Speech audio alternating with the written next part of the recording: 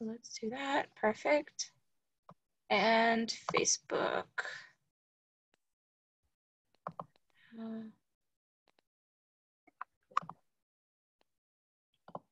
Okay, sharing a page you manage.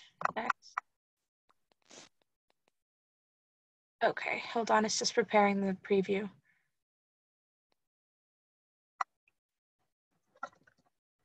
Okay, cool. I'm gonna check it out.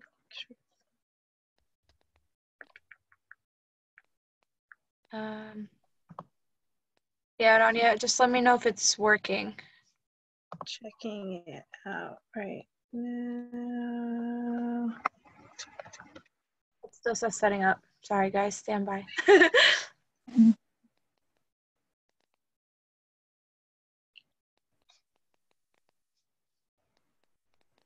Says it's live. Okay, cool. Okay, awesome. So we're just going to get started. I just have a couple introductory comments to make, and then the floor is yours, Zana. So welcome to PAC's online events and programs. We hope you and your family are doing well and staying healthy. Thank you for joining our session today about how to manage stress and anxiety during a difficult time. I'm actually looking forward to this. This is something I'm struggling with, so stick around to the end where we will be having a short presentation on the census and give you a chance to enter to win an Amazon gift card raffle. To see a full list of all our upcoming events and to donate to keep these programs going, please visit pacusa.org. Today we will have Zana from Wafa House who will be talking to us about how to manage stress and anxiety. And I think this is something we can all really benefit from right now. So Zana, thank you very much. The floor is yours. Thank you, Sala. Assalamu alaikum, everyone. My name is Dana. As Sala said, I'm a clinical counselor. I work with Wafa House. And I wanted to do this presentation because I feel like at a time like this, it's very difficult to see, what's going to happen. And we're all very anxious about, about our future, about the present right now with the COVID-19. So I wanted to present a workshop about how to manage stress and anxiety during a difficult time. In the beginning, I'll go over what stress is, and then we can go over ways to manage it. So what is stress? Stress is your body's way of responding to any kind of demand or threat. In any emergency situation, stress can save your life as the body's defense kick in high gear in a rapid automatic process known as the fight or flight reaction or the stress response. I'm sure we've all found ourselves in these kind of situations. Your nervous system isn't very good at distinguishing between emotional and physical threats. And the more your emergency stress system is activated, the easier it becomes to trigger and the harder it becomes to shut off. If you tend to get stressed out frequently, your body may be in a heightened state of stress most of the time. So how does stress impact us? Chronic stress disrupts nearly every system in your body, and health problems can be exacerbated by the stress, which include depression and anxiety, pain, sleep problems, autoimmune diseases, digestive problems, skin conditions, heart disease, weight problems, reproductive issues, and thinking and memory.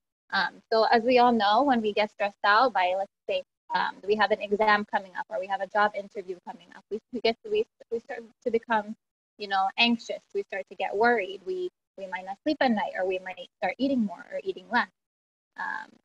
And we could also have thinking and memory problems. That's why when we go to an interview or when we have an exam, we tend to freeze. We don't know what to do. We forget everything we learned. That's what stress does to your body and does to your mind. So some of the signs and symptoms of stress include cognitive, emotional, physical, behavioral. As we're going through this, you can check off the kind of things you feel right now with the COVID-19, how worried you are that you might get it or that somebody you love might get it.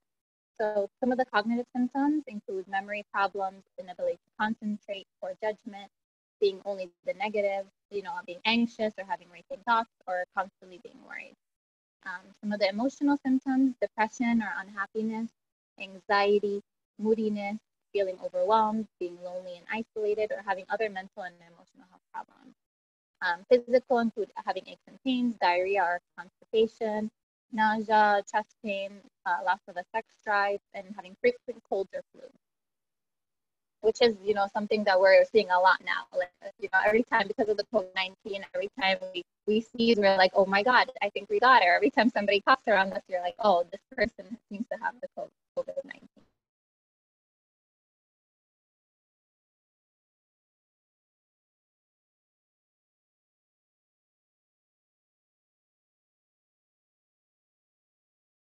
Now, a lot of us are, away from the people we love or away from our friends.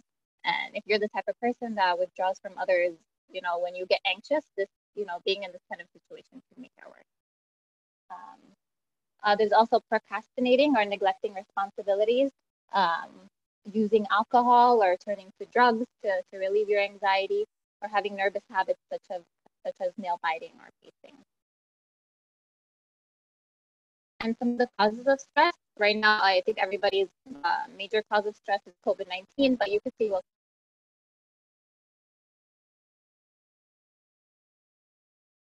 to go to school, or they're doing like online learning right now, which is also like video calls, which would cause stress for some students.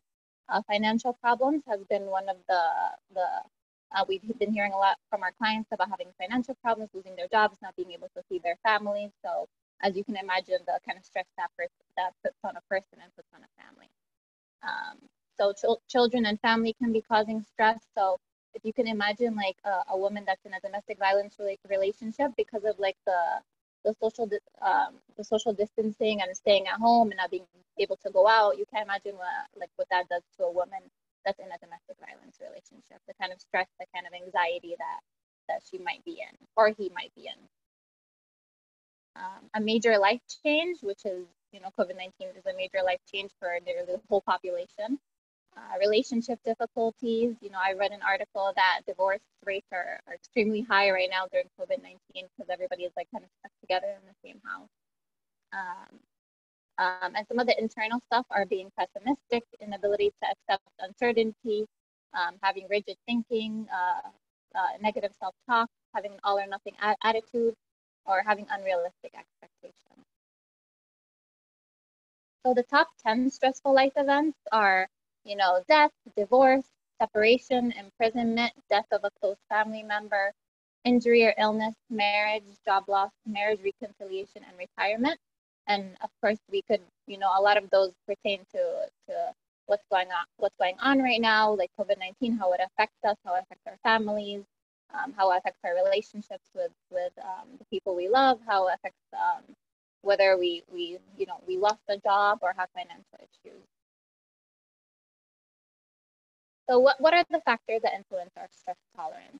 Our support network. So of course, as we know, having a strong support network, such as supportive friends, supportive family members, having a therapist in our life, having people that we can count on, to be with us when we're overwhelmed, to, support us and make us feel more okay than like what we are in our current situation. So of course, having a support network can relieve stress, can relieve anxiety, and if you don't have that support network, you're more likely to find yourself very anxious, very stressed, or depressed. Your sense of control, so having confidence in yourself and your ability to persevere through the challenges, like knowing that I'm stressed right now, and there are certain things that I can do to relieve the stress. So if you feel more in control of that stress, you're more likely to be less stressed. Other factors are your attitude and your outlook, the way you see life. So, if before like this whole COVID-19, you were a very stressed person and you feel very pessimistic, that kind of thing affects your stress level. And if you're staying home more often, you're not talking to anyone, it just might exacerbate your stress. Something else is your ability to deal with your emotions. It's similar to what I said before. If you know what to do when you're stressed, then that influences your stress tolerance. Like if I'm stressed right now, and I know I could go watch TV and feel better. I know I could go call my friend and feel better. That's the kind of thing that affects your stress tolerance. And then as well as your knowledge and your preparation. So the more you know about the stressful situation, the easier it is to cope. So some people find it, they find it that they feel better when they're reading about COVID-19, when they know more about it, when they know like where we are in the world right now, when they know like how many people have it, that could either where you're stressed or, reduce that stress. And how do we cope with stressors? A lot of us know what we do for ourselves to cope with stress. So one thing you could do is get moving. I know it's really difficult right now because we're all encouraged to stay home and they're closing the park. But you could always like walk around your house or, take a walk like in the neighborhood. Like in my neighborhood, there's not many people out. So I know for myself, if I wanted to go out, I'd feel safe because I know there's not many people on the streets. If I wanted to go walk 2 blocks or run 2 blocks and come back, I know that could reduce my stress. Connecting to others, having the support network, like you can give us a call at Wafa House. We have counselors available. You can reach out to PAC. I know they have numerous programs available. There's resources available. I think more often now than we had before COVID-19.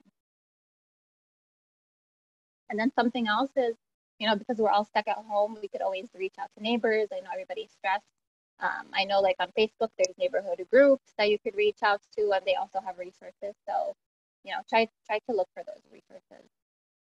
Something else is engaging your senses, which is your sight, sound, taste, smell, touch, or movement. So like listening to a song or making some coffee or hanging out with your pets, that's something that could really stress. And then the other thing is learning to relax. It's very hard to learn to relax. I mean, that's something that's more innate, but, doing something like yoga, meditation, deep breathing. I know for us Muslims, we pray, we have our 5 salahs a day that reduce stress. So that's something else that, if you find peace in that, that's something you should keep up with. Something else is eating a healthy diet, which I know is very hard for everyone right now. You're all stuck at home, you're eating your chips and your cake, and, it's very hard to kind of put those away and eat fruits and drink water. So I guess while we're all stuck in the house, indulging is not an issue, but, you could also, if you want to lose some weight, this is the time to do it. Walk around the neighborhood, exercise at home, watch your diet. And then the other thing is getting some rest. We all know how important sleep is. If you're not sleeping, then you're going to be very stressed. So now that you have a little bit more time, take advantage of that. So coping with COVID-19, what the CDC recommends, which is very similar to, the regular recommendations for stress, is take a break from watching or reading the news. It's incredibly stressful, especially hearing about the deaths, hearing about, I read about a 2-week-old that got it at Hackensack Hospital, and I have a 2-month-old, so I was very stressed out about that. I had to take a break from the news and tell my husband, like, if I hear you watching a video, I'm gonna go crazy. Like, just take a break from it. I know it's very upsetting, and you want to know as much as you can about it, but just try to take a break from it. Take care of your body, take deep breaths, stretch, meditate, eat healthy, well-balanced meals and exercise, and make sure you sleep. And, do your best to avoid alcohol or drugs. I know because we're home also, that might go up a little bit, but try to avoid it as it can increase stress. And also it's not healthy. Do activities you enjoy, watch Netflix, move the furniture around in your house, do what it is at home that you wouldn't have done when you were working. I know a lot of us were like, oh, I can't paint because I'm at work all day. Well, now that most of us are home, try to do those things that you love to do. And then connect with others. So talk to people you trust about your concerns, which includes family members, which includes friends, includes counselors. Wafa House, we provide free counseling service. And we have 2 or 3 counselors employed with us. So, reach out. We'll try our best to help you. And then if you feel like the stress gets in the way of your daily activities, if it's severely affecting, the things you do day to day, reach out to your healthcare provider. And they'll provide, I don't know what exactly healthcare providers will provide, but if you are in need of medication maybe, or if there's a way that they can help you, I'm sure they will. And how to deal with kids. I know all the parents, I even read that, I heard that parents are going to find a cure for COVID-19 because they're so tired of their kids being at home. So for kids, you can set a schedule for your kids to act like they're in school, from 9 to 2, you do your homework, and then you take a break and eat a snack and then go back to work. I find that if you have a schedule for them, they're more likely to be less stressed. Do a fun activity together, watch a movie at night, play a board game, dress up in your costumes that you had during Halloween. Do something that will be fun and for them to change their mood, because kids don't like to be home all day either. You could also pick home chores that you and your child can do together. Since they're home, put them to work. Tell them, wash the dishes, cook a meal, clean your rooms. And to deal with their anxiety regarding the virus, speak to them openly about it. They should know about it too. They should know how it affects them. They should know why they're staying home and how it's keeping them safe. And then for domestic violence survivors, when an argument breaks out at home, identify the safest place in your house. Make sure you have your safety plan. Stay away from objects that that could hurt you. And prepare for a situation where your abuser might hide offensive supplies. And of course, the National Sexual Assault Hotline is available. It's confidential, 24/7 and free. And here is the link right here. It's RAIN.org. And this is complete the talk. How could you implement these steps into your day-to-day? Did you schedule some time to catch up with your child? And are you in touch with their other care providers, such as their teachers or their coaches? I know for parents right now, like they're the teachers,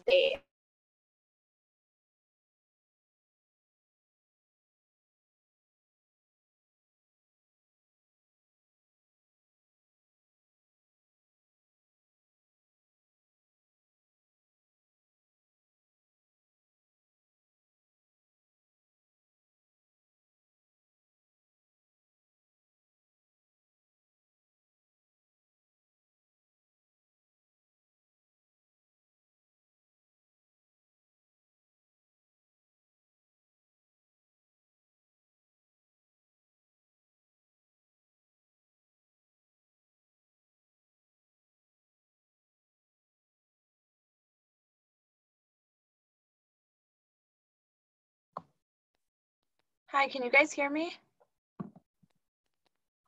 Yes.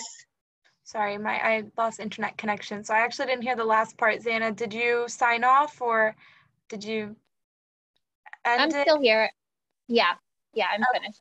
I just wanted to show them the Wafa House number and then our web address, so they can reach out to us. We provide counseling services. We provide financial services to those who qualify. We have case management. We also have legal services. Thank you so much, Zana, and thank you so much, Wafa House, for this amazing webinar. I personally benefited a lot, and I'm sure everyone else did. I just want to open up the floor for questions. So if anyone has any questions, feel free to jump in.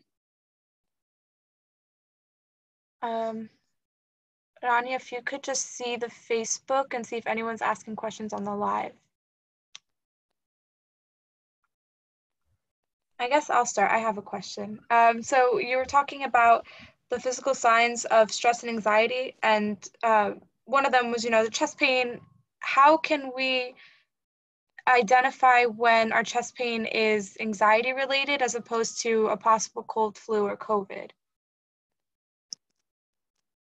That's a good question. I mean, I'm just a mental health counselor. I'm not a doctor, so maybe a doctor can answer that, has a better answer for you. But if you feel like your chest pain is a result, you have to know yourself. You have to know your body. If you're in a situation where you feel very anxious, like before you're taking an exam or before you're going into a job interview, before you give a speech, and you feel that chest pain, that it's probably related to the anxiety. If it's like you're taking a walk, or you're like sitting, at work, and you're feeling that chest pain and there's nothing particular going on that's giving you anxiety, that might be something more to do with, your general health. So I would say yourself better. Like if you find yourself in that situation, you could say, I'm like, I feel very anxious right now, and my palms are sweaty, and I'm having chest pain, and I'm about to freeze. Like I don't know what to do. Then it's probably related to your anxiety. But you know yourself and your body better than I do. Thank you. It's very helpful. Yeah, and if you ever have, like, I guess this is in general for everyone. If you ever feel like you're having the symptoms of COVID, like please go see a doctor. or go to your nearest hospital, or I guess if you have to call the doctor and then they let you know if you have to go to a testing site. But I want everyone to be very careful and to take care of their health. Of course. So I have a question. So I know there's a lot of, there's a lot of people in the house and it can get very stressful. Do you have like a quick technique that you could give us to kind of reduce stress in that moment? Yeah, I mean, there's many things you could do. One thing that I know in particular that works best for me is that if I go to a different room, like let's say I was in my parents' house, and my sister and my brother, they annoy me when there's no COVID-19. So imagine if I was stuck in the house with them, what I do is I put my headphones in, I go to another room, I'd go watch something on Hulu or watch something on Netflix, or listen to some music. So if you're finding yourself in like a stressful situation where you feel like there might be like a conflict coming up, I would go to a different room and try to calm down a little bit. And then like maybe do something together where it doesn't involve talking. So watch a movie together, or a movie that you guys might like together, or whatever it is, like play a board game, or something that doesn't involve like talking about like like you didn't wash the dishes, or it's your turn to clean the bathroom. Like play something where you guys might have fun, where you guys might laugh. Or if you feel like the conflict is going to come up either way, even if you're playing a game, I would just put your headphones in, go to a different room, try to relax a little bit, and then go back and kind of be together. Yeah, that makes sense. Do you have any advice like about specific breathing techniques that people can kind of implement in the moment? Yeah, there's a lot of breathing techniques.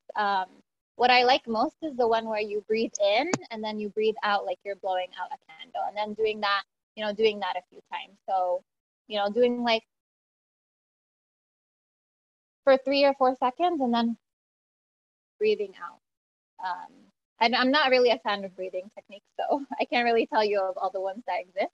But the ones that I work with my clients, they find it really helpful when they breathe in and breathe out like they're blowing a candle, and then do that a few times until you feel that you're feeling better. Or you can go do things like go take a shower. For 10-20 minutes, taking a shower usually helps a lot of people. Or taking a nap. I know we didn't mention that. Or whatever it is, everybody has their kind of their own creative way of being, of de-stressing. You can dance, put the music high and dance with your family, or listen to music. But everybody knows themselves well, and I'd be interested to hear about the kind of things that everybody does to de-stress. And can stuff like yoga and meditation help? Yeah, of course. Yeah, yoga and meditation, that's what a lot of people resort to reduce their anxiety. And like I said, something like for us Muslims, like we go to Salah when we're feeling stressed. We talk to God. That kind of thing also helps. Any kind of meditation, any kind of like spiritual healing, reading the Quran helps as well. Well, thank you very much. You're welcome. So does anyone else have any questions?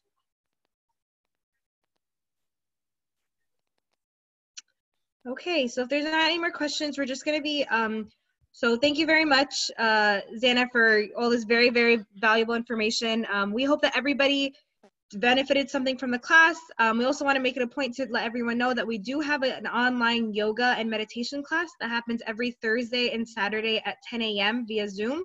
And it is for free at no cost to the participants. So we do encourage you all to definitely register and make sure to enjoy the benefits of yoga. And with that, we're going to be playing a very quick and short census video. For those that are with us online on the webinar, we're going to be doing that. For those that are on Facebook, we're going to be ending the live right now. So thank you very much for joining us, and please don't forget about our tomorrow. We're having our Jeopardy game night Thursday at 7 p.m. We hope to see you there. So for the people who are with us here, I am just going to stop the recording.